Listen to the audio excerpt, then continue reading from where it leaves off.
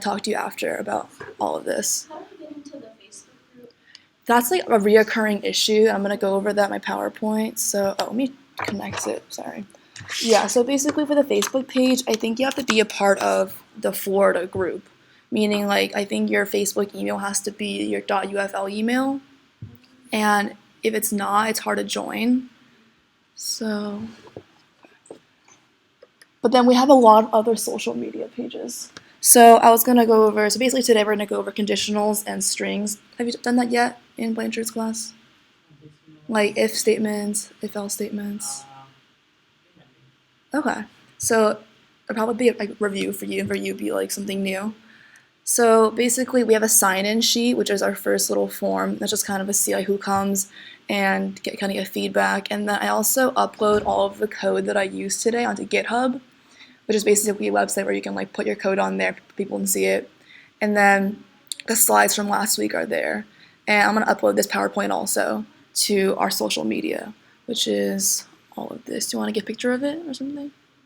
Okay. But yeah, so we have a GroupMe, and then we have like an Instagram, Twitter, Facebook, and a YouTube. And we post a lot of updates on there because we know about the Facebook issue.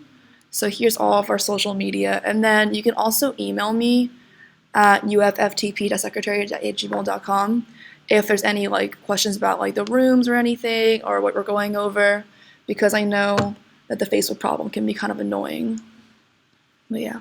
Okay. So conditionals. That's basically, I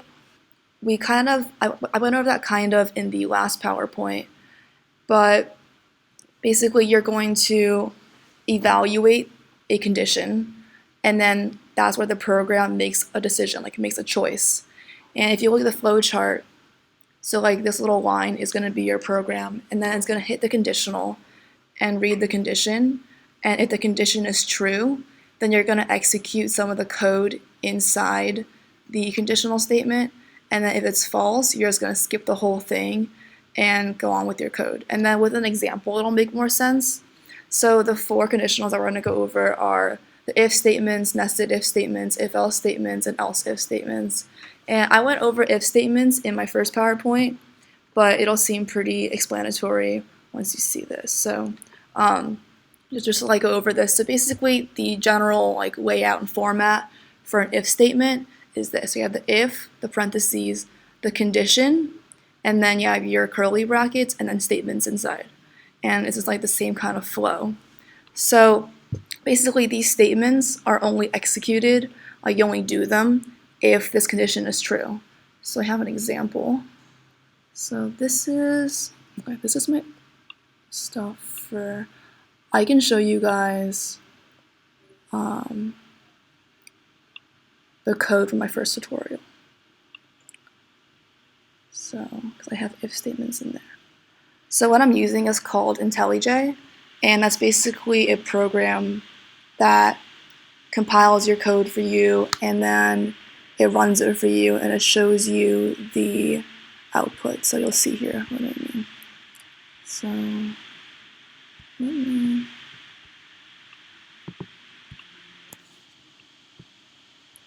okay, so, can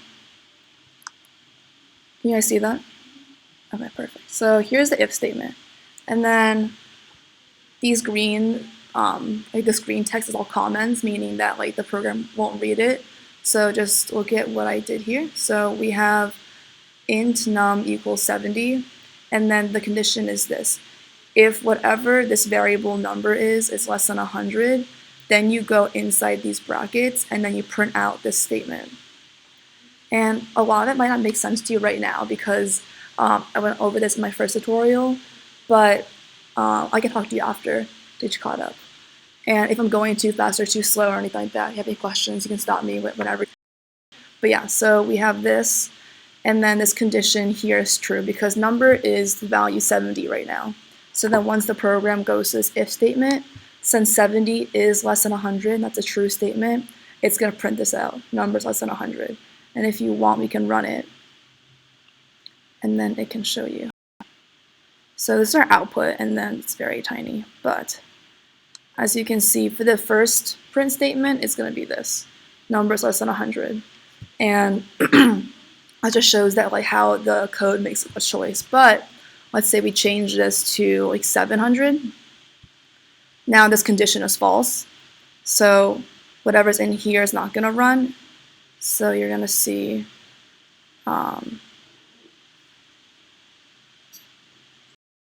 it's not going to print out because we have one less print statement. But yeah, so that's going to be an if statement, and then you can build upon that by doing more. So we have that, and then we have a nested if statement. So the word nested means it's like code within a block of code. So as you can see, it's easier to see that way, and our output is only what I put in. Okay, so as you can see here, it basically looks the same, right? But then you have this nested if statement right here. So basically, our number is still 70, and then this outer if statement was just like the one that I just showed you, seeing if it's less than 100. But then now we're going to go inside, and if the number is greater than 50, it'll print out these two print statements. And I'm going to run it, and you can see what happens. And then I also use print statements a lot to kind of track where my code goes sometimes. So as you can see, this print statement here says we're inside of the nested if statement, just to kind of see like where our code is going, and that can kind of like check yourself, and it's handy when you're trying to debug your code or anything. So here's our output. So as you can see, it printed out all three of these print statements because 70 is less than 100, so it prints out this statement. And then it looks at this condition, and since 70 is greater than 50, it prints out these two statements. So, does that make sense? Okay, perfect. It just means like a block of code inside another block of code. So do you see how here I can move this bracket for you? So did you see how like all of this is kind of like indented? And then this is less indented. So that kind of shows you like what's nested also. But yeah. And then you'll hear the term nested a lot. It just means that you're putting code inside of code. But yeah, so we have nested if statements and then an if else statement. So this is kind of like an if statement, but let's just say like if the condition is false, you wanted to do something else. So then you would have the else statement. So here's a little flowchart for it. Your code runs and then it hits the condition, and if it's true, you do the code inside of the if statement, and if it's false, it'll do the code inside the else statement. So for example, like if I had like a line of boys and girls, right, and I was like, are you a boy? Like, go to the left side. If you're a girl, go to the right side. That's kind of like what it's doing, because you can like have a choice in a way, and then based on the condition or on that choice, it can do things depending on like what group you're in. So that's kind of like an example for it. So then the else statement is kind of like a default. So meaning if the if statement here, if this condition is false, then by default the else will run. So for example, like if I'm to see like, oh, is this student on the honor roll, for example? If that's true, then let's say like give them a medal. If not, like else, then don't give them a medal. Just like something like that. So I can show you that also. If else statement. Do you have any questions so far or anything? That's good? Okay. So this is going to be your if else statement. Copy.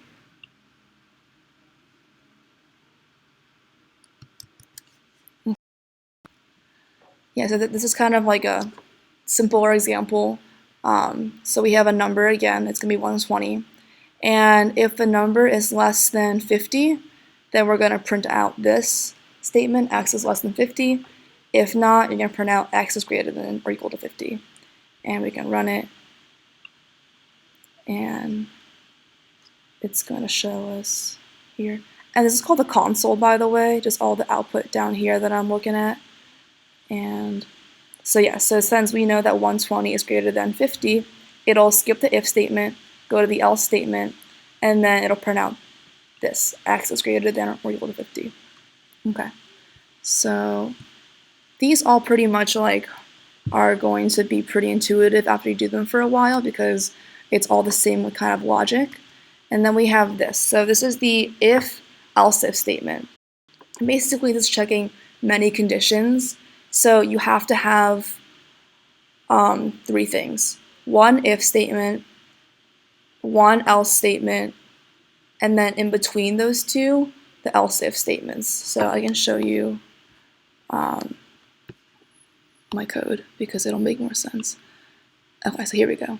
So it's always going to start off with the if statement, because like if you put like else first or else if first, it'll give you an error. So you're going to start it off with the if statement, and then you can put as many else if statements as you want, and then you have to end it with an else statement. So basically, the if statement has a condition, and all the else ifs do, but then the else doesn't. So this is again evaluate many conditions. Then you can use the else if, and you can, like in this example, you can see how the